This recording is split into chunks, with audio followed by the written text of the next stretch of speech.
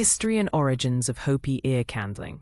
Hopi Ear Candling, often associated with ancient healing lore, derives its name from the Hopi Native American tribe, known for their spiritual practices. While its exact historical lineage is debated, many holistic practitioners credit the Hopi for bringing the practice to prominence through ceremonial use. Similar methods for spiritual purification and physical wellness were reportedly used by ancient Egyptians, Chinese, and Tibetans. Traditionally, Hopi candles are crafted from natural materials like cotton or linen, soaked in beeswax or herbal infusions, and were used to cleanse, purify, and balance energy fields. This technique has evolved into a complementary therapy offered in modern wellness settings, with the global complementary and alternative medicine market projected to reach over $400 billion by 2028, highlighting its growing popularity. Principles and philosophy of ear candling. At its core, Hopi ear candling operates on the belief that the body possesses an innate, self-healing capacity, which can be supported by external interventions. Proponents claim that the gentle warmth and rhythmic movement of the flame create a vacuum effect, often referred to as the chimney effect. This effect is believed to aid in softening and drawing out excess earwax and impurities from the ear canal. While the scientific community remains cautious about the chimney effect and its ability to extract wax, holistic therapists emphasize the overall experience. The combination of gentle warmth, soothing sounds, and aromatherapeutic effects promotes a deep sense of calm and equilibrium, aligning with energy balance concepts found in Eastern medicine, like acupuncture and Reiki. Studies on the placebo effect suggest that a positive belief in a treatment can significantly influence perceived outcomes, sometimes by as much as 30 to 50%. Claimed benefits of Hopi ear candling. Clients and practitioners frequently report a range of benefits associated with Hopi ear candling, primarily a reduction in pressure within the ears and sinuses. Many also experience relief from headaches or migraines, improved hearing due to reduced wax buildup, and a feeling of enhanced mental clarity. These subjective improvements contribute to its popularity in holistic wellness. Other reported benefits include improved lymphatic drainage and relief from tinnitus, though rigorous scientific evidence for these outcomes is largely anecdotal. For example, a wellness practitioner in Devon, UK, noted that a client with seasonal allergies used weekly candling to ease sinus congestion and restore breathing comfort. The therapy is also popular among individuals in noisy environments, such as musicians or construction workers, who may be more prone to ear fatigue or wax buildup. Contraindications and risks. Despite its gentle nature, Hopi ear candling is not suitable for everyone and requires professional care and thorough client screening. Key contraindications include perforated eardrums, recent ear surgery, active ear infections, cysts in the ear canal, or the presence of ear tubes, grommets. Individuals with allergies to beeswax, herbs, or essential oils used in the candles are also at risk for adverse reactions. It is crucial to dispel the myth that Hopi ear candling creates enough suction to physically extract hardened wax or debris from deep within the ear canal. The perceived benefits are more likely due to warmth, loosening wax, and increasing circulation. The eardrum, or tympanic membrane, is incredibly delicate, only about 0.1 millimeter thick, making any direct contact or excessive pressure potentially dangerous. Risk reduction strategies include thorough client screening, using high-quality candles with built-in safety features, and never leaving a client unattended during a session. Overview of ear anatomy. A solid understanding of the ear's anatomy is fundamental for safe and effective Hopi ear candling practice. The human ear is a delicate and complex sensory organ, intricately designed for both auditory function and maintaining balance. It is traditionally divided into three main parts: the external ear, the middle ear, and the inner ear. Each of these three parts plays a unique and interconnected role in how we perceive sound and maintain our equilibrium. While ear candling primarily focuses on the external ear, understanding the entire system is crucial for identifying contraindications and explaining the practice responsibly to clients. The ear is capable of processing sound frequencies from 20 Hz to 20,000 Hz, a remarkable range for a small organ. The external ear, auricle and canal. The external ear is the visible portion, comprising the auricle or pinna and the external auditory canal. The auricle, a curved cartilage-based structure, acts as a natural funnel, collecting sound waves and directing them into the ear canal. Its unique ridges and contours are not merely aesthetic, but play a key role in sound localization, helping us determine the direction from which sounds originate. The external auditory canal, approximately 2.5 centimeters long in adults, extends inward towards the eardrum. This canal is lined with tiny hairs and specialized glands that produce cerumen, commonly known as earwax. From a Hopi ear candling perspective, this is the primary area of focus, where the warmth and subtle effects of the candle are intended to act without ever making contact with the delicate eardrum. The middle ear, ossicles and eustachian tube, located just behind the tympanic membrane. The middle ear is a small, air-filled chamber, crucial for transmitting sound vibrations. It houses the three smallest bones in the human body, collectively known as the ossicles: the malleus, hammer, incus, anvil, and stapes, stirrup. These tiny bones form a chain that mechanically amplifies sound waves, transferring them from the eardrum to the inner ear. Also, within the middle ear is the eustachian tube, a narrow passage connecting the middle ear to the back of the throat. Its primary function is to regulate air pressure on both sides of the eardrum, which is vital for clear hearing and comfort. Dysfunction of this tube can lead to feelings of fullness or pothing, symptoms clients often seek relief from through Hopi ear candling, though the candle does not physically reach this area.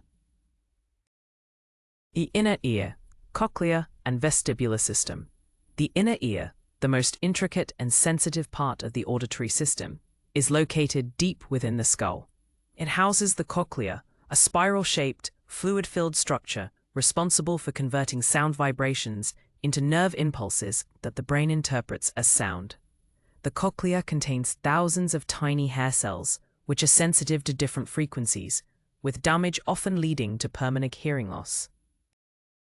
Adjacent to the cochlea is the vestibular system, comprising the semicircular canals and vestibule, which are vital for maintaining balance and spatial orientation. The inner ear is not directly impacted by ear candling, and any symptoms like vertigo, severe dizziness, or hearing loss should be considered red flags. These symptoms may indicate serious conditions, such as Meniere's disease or labyrinthitis, requiring referral to medical professionals for proper diagnosis and treatment. Earwax composition and formation. Earwax, medically known as cerumen, is a naturally occurring substance secreted by specialized ceruminous and sebaceous glands located in the outer third of the ear canal. This sticky, waxy substance is a complex mixture of fatty acids, squalene, cholesterol, alcohols, and dead skin cells, forming a vital protective barrier for the ear. The body's natural self-cleaning mechanism, aided by jaw movements like chewing and talking, helps to gradually push earwax outward. Factors such as age, genetics, diet, and environmental exposure can influence earwax composition and production. For instance, people of East Asian descent often produce dry, flaky earwax, while those of African or European descent tend to have wetter, stickier types, with the average person producing about 0.05 milligrams of earwax per day. Protective functions of earwax. Earwax is not merely a waste product, but serves specific protective and cleansing functions vital for ear health. It forms a physical barrier in the ear canal, effectively trapping dirt, dust, bacteria, fungi, and even small insects, preventing them from reaching more sensitive areas like the eardrum. Its sticky texture ensures these particles are held in place. Beyond its physical barrier, earwax possesses antibacterial and antifungal properties. thanks to compounds like lysozymes, alcohols, and fatty acids. These biochemical defenses create an inhospitable environment for harmful microorganisms, helping to prevent infections, such as otitis externa, commonly known as swimmer's ear. The acidic pH of earwax, typically around 6.1, further contributes to this protective environment. Common earwax problems. Despite its beneficial roles, earwax can occasionally become problematic, with impacted earwax being one of the most common issues. This occurs when the natural migration process is disrupted, leading to wax buildup and hardening in the ear canal. Contributing factors include narrow ear canals, excessive hair growth, frequent use of earplugs or hearing aids, and improper cleaning with cotton swabs, which can push wax deeper. Impacted earwax can manifest with various symptoms, including hearing loss, earache, tinnitus, ringing in the ears, a feeling of fullness or blockage, and even dizziness. Dry earwax, particularly prevalent in older adults due to decreased natural oil production, can also cause itchiness and irritation. Impacted earwax affects approximately 1 in 10 children and 1 in 3 older adults, highlighting its widespread occurrence. Natural earwax removal methods. Holistic and natural approaches to earwax management have been practiced for centuries, aligning with the body's innate healing abilities. Hopi Ear Candling gently encourages earwax movement through warmth, subtle pressure changes, and improved circulation around the ear canal. It supports the body's self-cleansing mechanisms rather than forcefully removing wax. Other natural methods include warm olive oil drops, which help soften hardened wax, making it easier for the body to expel it naturally. Steam inhalation and warm compresses can also promote drainage by relaxing the eustachian tubes and sinuses. Herbal remedies like garlic oil or mullein oil, known for their antimicrobial properties, can support a healthy ear environment, but caution is advised, especially with inflamed or perforated ears. Olive oil drops are a common home remedy, often recommended by doctors for mild wax softening. Eustachian tube and sinus connection. The eustachian tube is a vital, yet often overlooked structure connecting the middle ear to the nasopharynx, the upper throat and back of the nasal cavity. Its primary function is to equalize air pressure on either side of the eardrum and facilitate the drainage of secretions from the middle ear into the throat. This tube, approximately 35 millimeters long in adults, normally remains closed but opens briefly during swallowing, yawning, or chewing. Dysfunction in the eustachian tube can lead to symptoms like ear fullness, muffled hearing, or ear pain, particularly during flights or with colds and sinus infections. The interconnectedness with the sinuses is significant. Clients suffering from sinus congestion or allergies often report temporary relief after Hopi Ear Candling sessions. The warmth and subtle pressure fluctuations from the candle may encourage the tube to open, promoting increased circulation and loosening mucus, thereby facilitating drainage from both the sinuses and eustachian tubes. Nervous system and auditory pathways. Beyond the mechanical components, the ear is intricately linked to the nervous system, responsible for interpreting and reacting to sound stimuli. The auditory nerve, also known as the vestibulocochlear nerve, cranial nerve 8, is a key player, comprising 2 branches, one for hearing, cochlear nerve, and one for balance, vestibular nerve. These nerves transmit signals from the cochlea and vestibular system to the brainstem, where initial processing occurs before reaching the auditory cortex in the brain's temporal lobe. The ear also connects to the autonomic nervous system, particularly through the auricular branch of the vagus nerve, which influences relaxation and parasympathetic activity. This connection may explain the calming effects many clients experience during Hopi ear candling, as vagus nerve stimulation can induce a rest and digest response.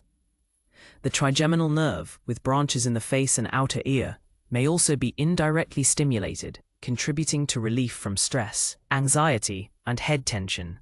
The vagus nerve is the longest cranial nerve, extending throughout the body and influencing many vital functions. Lymphatic and circulatory involvement. The region around the ears is rich in lymphatic vessels and blood supply, crucial for immune defense and detoxification. The lymphatic system helps clear waste products, toxins, and pathogens from tissues. And this drainage is especially important in the head and neck region. When congestion occurs due to allergies, colds, or sinus infections, lymphatic flow can become sluggish, leading to puffiness, pressure, and discomfort. Hopi ear candling may indirectly assist this process through the warmth from the candle, which promotes vasodilation and increases blood flow to the outer ear and surrounding areas. Improved circulation can enhance lymphatic drainage, particularly when combined with techniques like facial massage or lymphatic stimulation. Clients often report feeling cleared or drained after a session, aligning with the known benefits of lymphatic drainage massage for reducing swelling and promoting detoxification. Throat-ear relationship and reflex zones. An important anatomical relationship exists between the throat and the ears, primarily via the pharynx and the lymphatic drainage pathways. The eustachian tube opens into the nasopharynx, making the health of the throat critical for middle ear ventilation. Infections or inflammation in the tonsils, adenoids, or throat lining can directly impact eustachian tube function, contributing to ear pressure, pain, or fluid retention, especially common in children. From a holistic perspective, the outer ear is believed to contain reflexology points that correspond to different parts of the body, similar to foot reflexology or auricular acupuncture. Gentle stimulation of these zones during Hopi ear candling may offer broader systemic effects, with clients reporting improvements in areas seemingly unrelated to ear function, such as digestion, relaxation, or clarity of thought. Auricular acupuncture, a microsystem, uses these ear points to treat various conditions throughout the body. Ear candle composition and types. Ear candles are the primary tools in Hopi ear candling, and understanding their composition is crucial for safe and effective practice. A typical ear candle is a hollow tube, approximately 8 to 12 inches long, made from natural fibers like cotton or linen. These fibers are tightly rolled into a cone shape and then coated with natural waxes such as beeswax, soy wax, or paraffin. Beeswax candles are widely considered the gold standard, burning slowly, emitting minimal smoke, and providing a pleasant, natural aroma, making them ideal for therapeutic settings. Soy wax candles offer a vegan alternative, burning slightly faster with less soot. Paraffin candles, while more commercial, can release more soot and potentially irritate sensitive individuals, so they should be used with caution or avoided. Beeswax candles burn at a lower temperature and slower rate, generally enhancing safety. Additional tools for safe practice. Beyond the candles themselves, several supporting tools and materials are essential for performing Hopi ear candling safely and effectively. A protective disc or flame guard is placed around the base of the candle to shield the client's skin and hair from falling ash or wax drips. Most high-quality candles include a built-in guard, but a heat-resistant cardboard or aluminum disc can be used as an added precaution. A glass or metal bowl filled with water should always be nearby to safely extinguish the candle once it reaches its designated safety line. Other necessities include a clean towel to drape over the client's head and shoulder, and cotton pads or tissues for gently wiping the outer ear post-procedure. An otoscope, used by trained professionals, can examine the ear canal before and after treatment, though it should never involve deep insertion to avoid damage. Quality control and ethical sourcing. Ethical sourcing and quality control of materials are critical, yet often overlooked aspects of Hopi ear candling practice. Practitioners must diligently source candles from reputable suppliers who provide natural, non-toxic, and cruelty-free products. Checking for certifications such as organic labels, safety testing results, and ingredient transparency is essential to ensure the integrity of the therapeutic experience. Poor quality candles can burn unevenly, produce excess smoke, or contain chemical additives that may irritate the skin or respiratory tract. Proper storage, away from moisture, heat, or sunlight, is also vital to preserve candle quality. Many reputable ear candle manufacturers adhere to ISO 9001 quality management standards, ensuring consistency and safety. Being transparent with clients about product choices builds credibility and empowers them in their wellness journey. Preparing the treatment area and mood. The final component of ear candling materials involves preparing a soothing, professional, and energetically balanced environment. The treatment area should be clean, clutter-free, and comfortably furnished, ideally with a massage table or recliner for client support. Soft, ambient lighting is crucial, avoiding harsh overhead lights that can disrupt relaxation. Many practitioners enhance the space with calming music, essential oil diffusers, or soft drapes to promote a spa-like feel. All tools and candles should be laid out ahead of time on a clean, sanitized surface, ideally on a tray within easy reach. A fireproof container or metal tray should be ready for discarded candle remnants. The use of specific essential oils like lavender or frankincense can further enhance the calming atmosphere. Promoting deeper relaxation for the client. Client preparation and intentions. Proper client preparation is essential for safety, comfort, and optimal results in any Hopi ear candling session. The process begins with a brief consultation to understand the client's reasons for seeking treatment, whether it's for earwax buildup, sinus congestion, stress relief, or general relaxation. This also provides an opportunity to check for any contraindications, such as active ear infections, perforated eardrums, or allergies to candle ingredients. Once cleared, the practitioner explains the procedure, including what the client may feel, hear, and smell, which mentally prepares them and builds trust. The client then lies on their side, head supported by a cushion, with hair tied back and a protective cloth draped over their head, neck, and shoulder, setting intentions, whether for clearing or healing, and guiding clients through deep breaths or grounding exercises, promotes receptivity and stillness, enhancing the therapeutic relationship. Correct candle placement and lighting. Correct placement and lighting of the ear candle are key technical elements for effectiveness and client safety. Once the client is comfortably positioned, the practitioner gently inserts the unlit, tapered end of the candle into the outer ear canal, just enough to create a light seal without force or discomfort. A flame guard or disc is positioned at the candle's base to catch any falling ash. The practitioner then lights the top of the candle, carefully observing the flame for consistency and stability. A steady, vertical flame indicates proper placement. If the flame flickers excessively or the candle leans, repositioning may be necessary to improve alignment. Throughout the burning, which typically lasts 10 to 15 minutes, the practitioner holds the candle upright and steady, often using both hands or bracing it securely. The soft crackling or humming sound produced by the burning candle also provides audio feedback for proper positioning. Monitoring client and session flow. Once the ear candle is lit and correctly positioned, the practitioner's role shifts to that of a quiet observer and energetic guardian, maintaining vigilance throughout the session. Monitoring includes watching the flame, checking the client's comfort, and listening for any verbal or non-verbal cues. The practitioner should occasionally ask if the client feels any discomfort, excessive pressure, or intense heat, as physical signs like flinching or restlessness may indicate a need for adjustment. The practitioner also monitors the flame behavior. A steady flame is ideal, while flickering may signal drafts or misalignment. If the candle smokes excessively, it should be immediately extinguished and replaced. During the session, the practitioner may gently hold or massage the client's head or temple, enhancing comfort and deepening relaxation.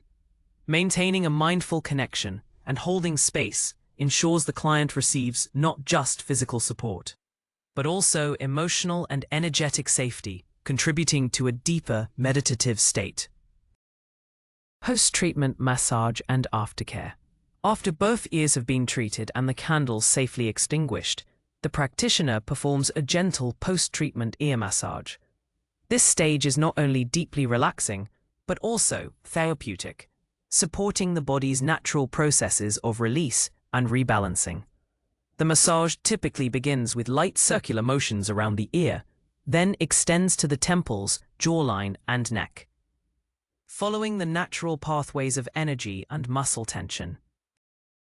Practitioners may use a few drops of essential oil, such as lavender, chamomile, or eucalyptus, diluted with a carrier oil to add an aromatic and soothing dimension. Special attention is often given to the lymph nodes behind and beneath the ears, using small, sweeping motions downward to encourage detoxification and lymphatic drainage.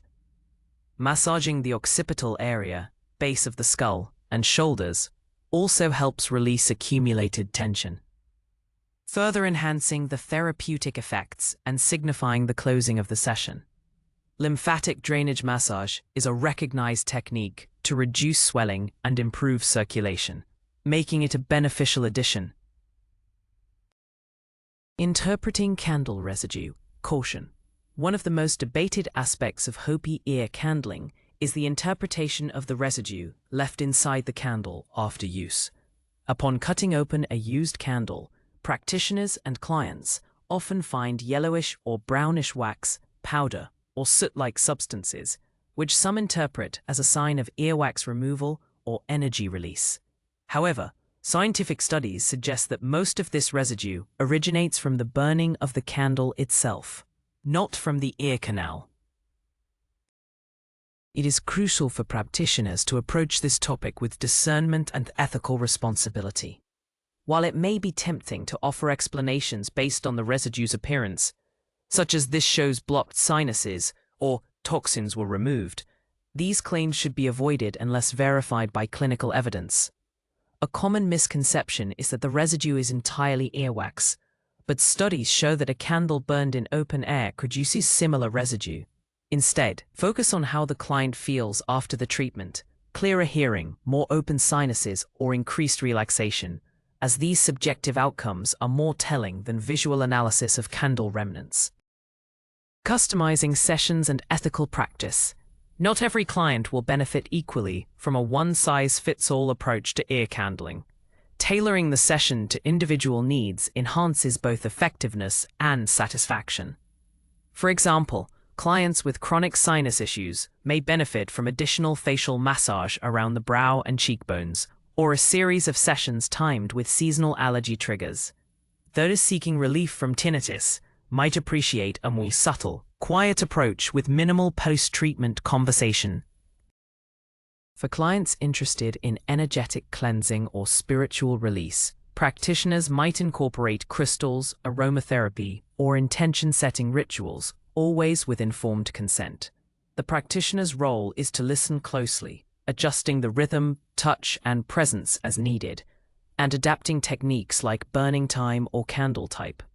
Ethical practice also involves continuous education and staying informed about the latest research and best practices in holistic therapies, ensuring a respectful and responsive healing space for the whole person.